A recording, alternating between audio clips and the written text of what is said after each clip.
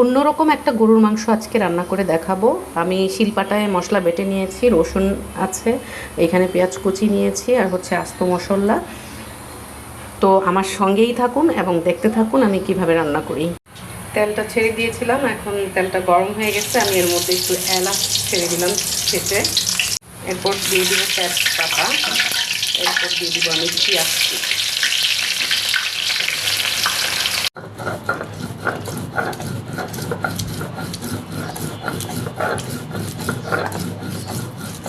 এখানে আমি ফ্রোজেন করা টমেটো নিয়ে নিয়েছি, যেহেতু ফ্রিজে আমার টমেটোটা নাই, তাই ফ্রোজেন টমেটো দিয়েই করবো আজকে। পেঁয়াজটা ভাজা ভাজা হয়ে গেছে, এখন আমি গরুর মাংসটাকে ছেড়ে দিব। আমি কেটে কেটে ধুয়ে ক্লিন করে রেখেছিলাম, তেলের মধ্যে আমি ভাজা ভাজা করে নেব মাংসটাকে। আমি এই রান্নাটা মূলত শিখেছি হচ্ছে পেটুক কাপ্পল যে ব্লগ আছে, ওনার মায়ের হাতের রান্না ছিল এই রান্নাটা। ওই দিন আমি খুব মন দিয়ে রান্নাটা শিখেছিলাম এবং ভেবেছিলাম যে একদিন আমি করব, তাই আজকে আমিও করছি। দেখতে থাকুন এবং আমার সঙ্গেই থাকুন। গোস্তটা দেখতে পাচ্ছেন সুন্দর ভাজা ভাজা হয়ে আসছে। এখন আমি টমেটোগুলো ছেড়ে দিব। টমেটোগুলো দিয়ে আমি নেড়ে চেড়ে নিব অনেকক্ষণ।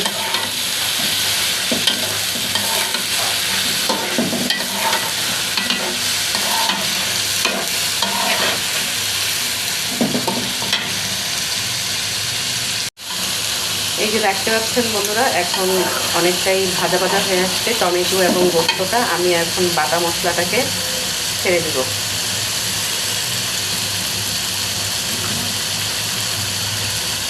এই বাটা মশলাটা দেওয়ার পরেও আমি তেলের মধ্যে অনেকক্ষণ ভেজে নিব মাংসটাকে, যাতে যেন মশলাটার সঙ্গে মাংসটা একদম মিশে যায়।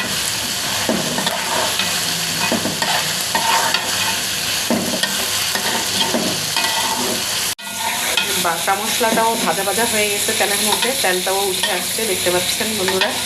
এখন আমি মশলাটাকে ছেড়ে দেবো পুরোপুরি।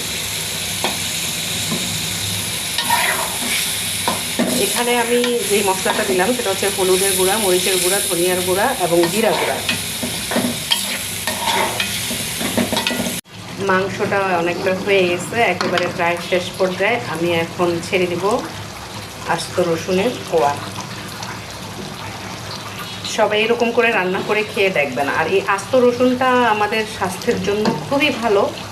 যারা খুব বেশি হেলদি তারা রসুনটা এভাবে করে খেতে পারেন, কারণ কাঁচা রসুন অনেকেই খেতে পারে না। তো এভাবে গোশতের সাথে দিয়ে আস্তে আস্তে করে খেলে আপনাদের স্বাস্থ্যের জন্য ভালো হবে।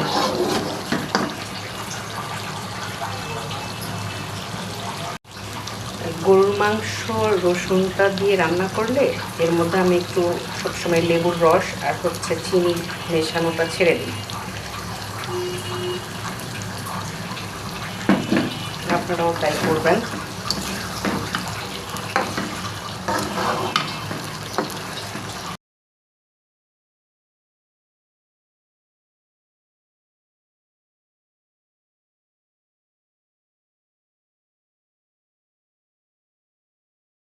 আজকে আমার ডাইনিংয়ের ডিজাইনটাও আমি একটু চেঞ্জ করেছি। আমার এই ফিল্টার বক্সটা ওই কর্নারে ছিল, কর্নার থেকে এই পাশে নিয়ে আসছি।